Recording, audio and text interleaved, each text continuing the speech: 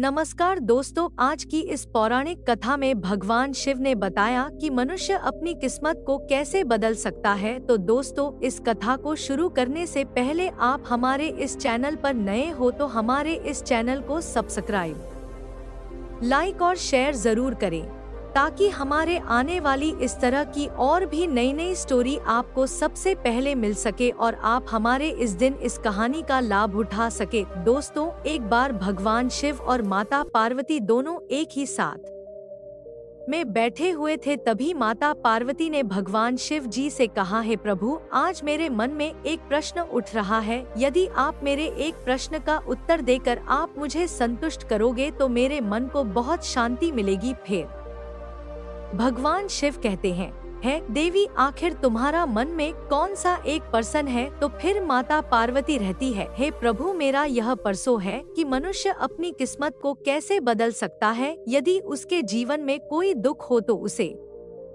कैसे दूर कर सकता है, और कितनी भी मेहनत करने के बावजूद भी यदि उसकी किस्मत साथ ना दे तो वह कौन सा काम करे कि उसकी किस्मत उसका साथ देने लगे। फिर मित्रों, भगवान शिव कहते हैं, है पार्वती, यह तुम्हारे परसों बहुत ही ज्यादा महत्वपूर्ण है। जो भी व्यक्ति इस प्रश्न के उत्तर को समझकर इस प्राप्त ज्ञान को अपने जीवन में उतार लेता है, उसे जीवन में सुख की प्राप्ति होती है। भगवान शिव कहते हैं, हे देवी पार्वती, अब मैं तुम्हें तुम्हारे इस प्रश्न का उत्तर एक छोटी सी कहानी के माध्यम से देने वाला हूँ, जिससे इस कहानी के माध्यम से तुम अपने इस प्रश्न के उत्तर को ठीक तरह से समझ पाओगे। परंतु इस उत्तर को सुनने के लिए मेरी एक शर्त है। जब तक मैं इस कहानी को सुनाऊं तब तक तुम्हें इस कहानी को ध्यान से सुनना है। तो माता पार्वती कहने लगी है, प्रभु, मैं आपको वचन देता हूँ कि इस कहानी को मैं पूरे मन और लगन से सुनूंगी। आप कृपया इस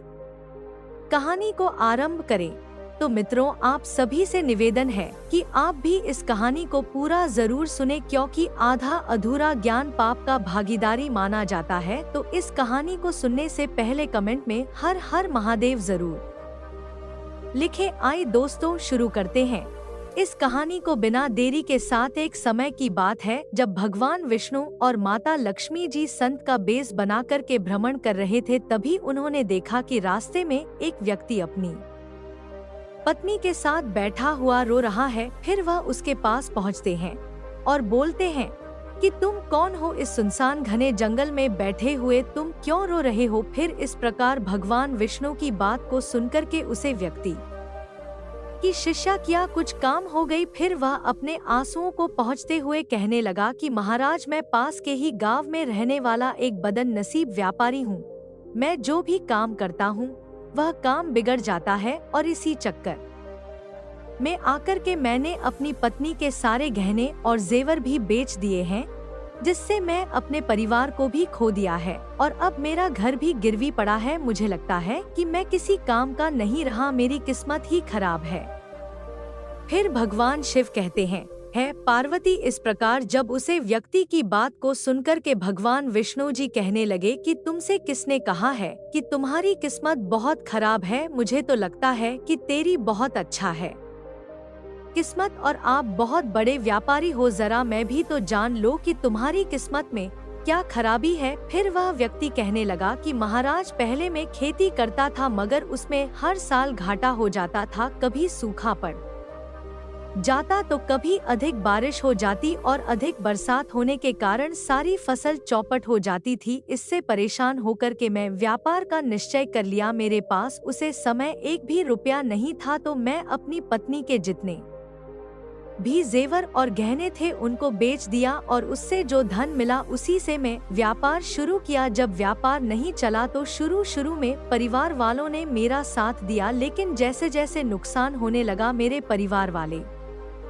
मुझसे दूर हो गए। मगर महाराज जी, मैं यह सब अपने परिवार वालों के लिए ही तो कर रहा था, लेकिन अब वह लोग मुझे देखकर नजरें फेर लेते हैं और मुझे ही मेरे परिवार की दुर्दशा का जिम्मेदार तेरा देते हैं, और हमेशा ताना मारते रहते हैं और कहने लगते हैं कि वह व्यक्ति की एक मेरा मित्र है, उसने भी मेरे ही साथ अपना व्यापार शुरू किया था, लेकिन उसका व्यापार अच्छा चल रहा है। फिर वह जब भी मेरे घर आता है तो अपनी सफलता की कहानी मुझे सुनने लगता है और उसकी बात को सुनकर के मेरे घर वाले कहते हैं कि अपने मित्र को देखो और उससे कुछ सीख लो। मुझे बार बार मेरे घर वालों ने दूसरों की तुलना करके ताने मारते रहते हैं और कहते हैं कि तेरे बस में कुछ भी नहीं है, तुम कुछ भी नहीं कर सकता। महाराज जी, उन लोगों की बातों को सुनकर के मुझे अब लगने लगा है कि मेरा जीवन ही व्यर्थ है। शायद मेरे जीवन में अब कुछ नहीं होने वाला है। अब तो मुझे अपना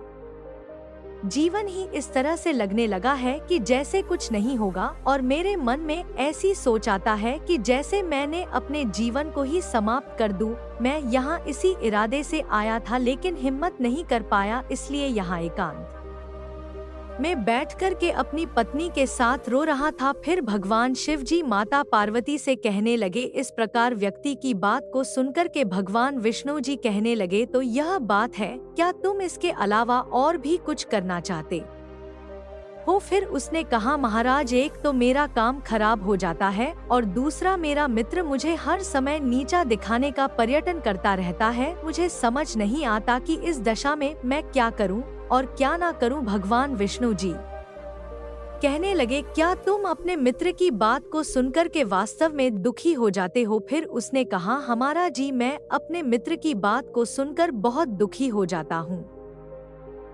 तभी भगवान विष्णु कहने लगे, तुम्हें किस बात का दुख होता है? अपने असफल होने या फिर अपने मित्र के सफल होने का? अब वह व्यक्ति फिर एक पल सोचता है और उत्तर देता है, महाराज, अगर मैं सच कहूँ तो मुझे असफल होने का उतना दुख नहीं होता जितना कि मुझे मेरे मित्र के सफल होने से होता है। फिर भगवान विष्णु कहते हैं, तुम्हारा मित्र सफल हो जाए तो क्या तुम्हें खुशी होगी? तो वह व्यक्ति कहाँ लगता है कि महाराज, मुझे बहुत खुशी होगी। फिर भगवान विष्णु कहते हैं कि इसका मतलब है कि तुम्हारी खुशी तुम्हारे मित्र पर निर्भर है। अगर वह चाहे तो तुम्हें खुश कर सकता है और अगर वह चाहे तो तुम्हें दुखी कर सकता है। तुम स्वयं ने तो खुश हो सकते हो और नहीं दुखी हो सकते हो। यथार्थ तुम अपने मित्र से पूरी तरह है उसके गुलाम हो गए हो, इसलिए मुझे लगता है कि तुम्हारा कुछ भी नहीं हो सकता। फिर उसे व्यक्ति ने पूछा, महाराज जी, आप ऐसा क्यों बोल रहे हैं? मुझे तो क्यों ना बोलूं? तुम तो अपने मित्र पर पूरी तरह से गुलाम हो चुके हो। हमेशा ध्यान रखना, जब हम किसी से आशा बांध लेते हैं तो उसे पर निर्भर हो जाते हैं, और ऐसे में हमारी खुशी दुख भी इस पर निर्भर होने लगते हैं। इससे बेहतर है कि तुम अपने आप से आशा बंधो। जब तुम ऐसा करोगे और साथ ही पूरे पर्यटन के साथ काम करोगे तो तुम्हें सफलता अवश्य प्राप्त होगी और हमेशा पूरी जीवन खुशी हंसी के साथ बीत जाएगा। फिर भगवान शिव जी कहने लगे हैं, पार्वती, इस प्रकार भगवान विष्णु जी ने अपनी बात को आगे बढ़ते हुए कहा कि तुम्हें लगता है कि तुम्हारा मित्र तुम्हें दुखी करने आता है, पर अगर तुम उनकी बातों पर विचार करो तो वह तुम्हें सही कहता है। तुम्हें अपने मित्र की बातें खराब लग सकती हैं, मगर मेरी नजर में तुम्हारे मित्र की बातें बिल्कुल खराब नहीं है। वह अपने संघर्ष और अनुभव की बातें तुम्हें बताता है ताकि तुम भी उनके बातों को अमल में रखकर जीवन में बहुत कुछ कर सको, लेकिन तुमने कभी ऐसा नहीं किया क्योंकि तुम्हें उस जलन होती है। तुम्हें इसलिए उसे धन्यवाद करना चाहिए कि तुम्हें घर बैठे वह अनुभव दे रहा है, क्योंकि तुम्हारा मित्र तुम्हें अपनी सफलता की कहानी सुनाता है कि वह सफल कैसे हुआ। तुम उनके अनुभवों का लाभ उठाओ और एक नई जिंदगी की शुरुआत करो। आज तुम जिसे अपना बुरा वक्त या बुरी किस्मत का रहे हो, एक दिन यह बदल जाएगी और इसी के साथ तुम्हारे विचार भी बदल जाएंगे। और देखना, जब तुम्हारा अच्छा वक्त शुरू हो तब तुम्हारे मित्र भी तुम्हें अपनी सफलताओं की कहानी नहीं सुनेंगे, तब वह अपनी असफलताओं की बातें बताएंगे ताकि तुम उनकी बातें सुनकर के भ्रमित हो जो और तुम्हारा आत्मविश्वास गिर जाए और तुम गलत निर्णय ले सको। लेकिन उसे समय भी तुम्हें अपनी बुद्धि का उपयोग करना होगा। तुम्हारा मित्र जैसे ही आज तुम्हें दुखी करने आता है, इसी तरह से उसे समय भी तुम्हें दुखी करने जरूर आएगा। फिर भगवान शिव जी कहते हैं, पार्वती, इस प्रकार से विष्णु जी की बात को सुनकर के वह व्यक्ति कहने लगा कि महाराज जी, आपने बिल्कुल सही कहा है, लेकिन मेरा सबसे बड़ा दुख यह है कि मेरे परिवार के लोग भी इसमें शामिल हैं। वास्तव में मैं तो अपने परिवार के लिए अच्छा ही करना चाहता हूँ, लेकिन वह लोग मेरी बात को समझने के लिए तैयार ही नहीं रहते हैं, तो मुझे गलत लगता है। और अब तो बात इतनी बढ़ गई कि मेरा साथ भी छोड़ दिया है। फिर भगवान विष्णु जी कहने लगे, मैं तुम्हारी बात समझ गया, तुम शांत बना चाहते हो। वास्तव में इस दुनिया में सभी लोग शांत बना ही चाहते हैं। हम चाहते हैं कि हम जब भी कुछ भी करें तो लोग हमारी प्रशंसा करें, लेकिन आमतौर पर ऐसा नहीं होता है, इसलिए हम दुखी हो जाते हैं। हमें लगता है कि हमारे मित्र, हमारे परिवार वाले सब मतलबी हैं।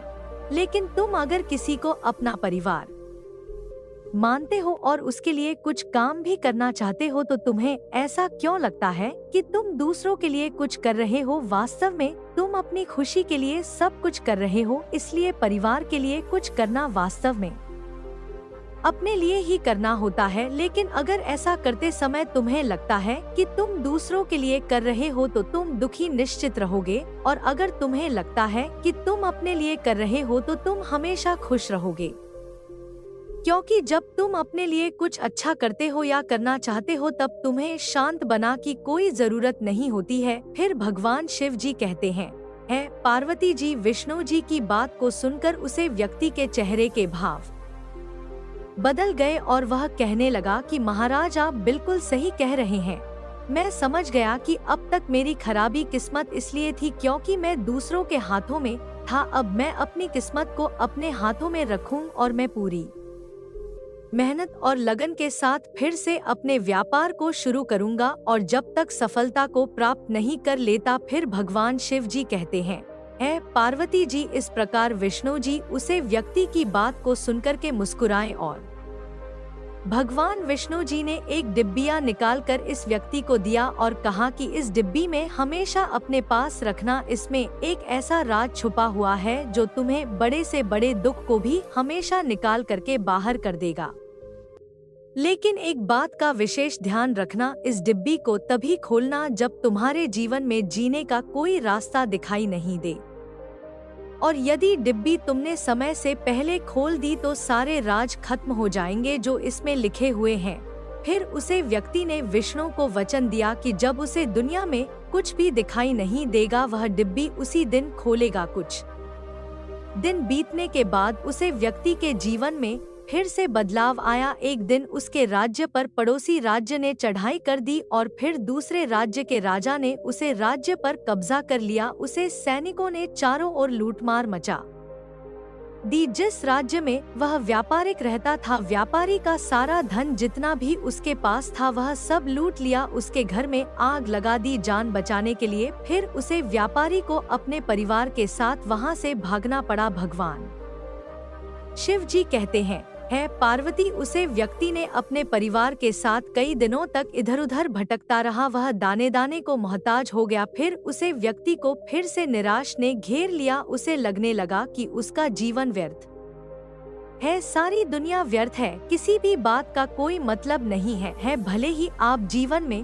कुछ भी कर ले, कितनी भी सफलता हासिल कर ले, आखिर जीवन समाप्त ही होता है। जीवित रहने का क्या फायदा? इससे तो अच्छा है कि मैं अपने जीवन को पूरी तरह से समाप्त कर दूं। फिर भगवान शिव जी कहते हैं, पार्वती उसे व्यक्ति ने अपने परिवार के सहित आत्महत्या करने ही वाला था कि उसे इस समय भगवान विष्णु जी की डिब्बी याद आ गई, क्योंकि भगवान विष्णु जी ने कहा कि जब तुम्हें दुनिया में कहीं कुछ भी दिखाई ना दे, उसे समय डिब्बी को खोल करके डिब्बी में जो पर्चा है उसे परिचय को खोल करके पढ़ना। तुम्हारा सारा दुख इस समय दूर हो जाएगा। फिर इस प्रकार उसे डिब्बी की याद आते ही उसे व्यक्ति ने वह डिब्बी निकाली और उसे उत्सुकता के साथ देवियों के भीतर एक परिचय में कुछ लिखा हुआ था, उसे पढ़ करके उसे व्यक्ति आंखों के आगे से निराशा का सारा जल है चुका था। फिर माता पार्वती जी ने पूछा भगवान शिव से कि प्रभु उसे पर्ची में क्या लिखा था? उसे समय भी बीत जाएगा प्रभु, मैं कुछ समझी नहीं। तो भगवान शिव जी कहने लगे कि मैं तुम्हें विस्तार से समझाता हूँ। कभी भी इंसान के दिन एक जैसे नहीं रहते हैं।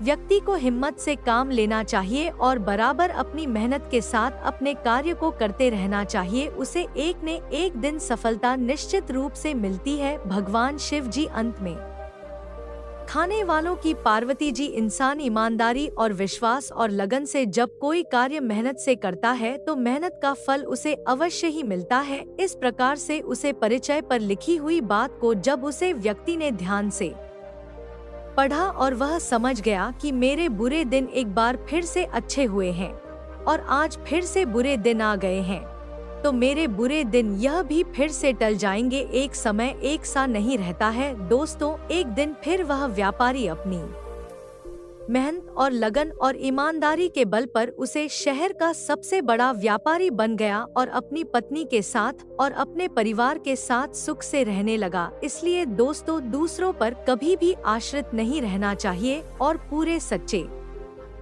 मन और लगन के साथ अपने काम पर ध्यान देना चाहिए, जिसे कभी बुरे दिन नहीं आएंगे। तो दोस्तों, यह थी हमारी एक पौराणिक कहानी। आता है, आशा करती हूँ कि तुम्हें हमारी यह कहानी पसंद आई होगी। तो हमारे इस चैनल पर आप नए हो तो हमारे इस चैनल को लाइक, शेयर और सब्सक्राइब जरूर कर ले, ताकि हमारी और भी आने वाली इस तरह की कहानी आपके पास आती रहे। और कमेंट में हर हर महादेव जरूर लिखें।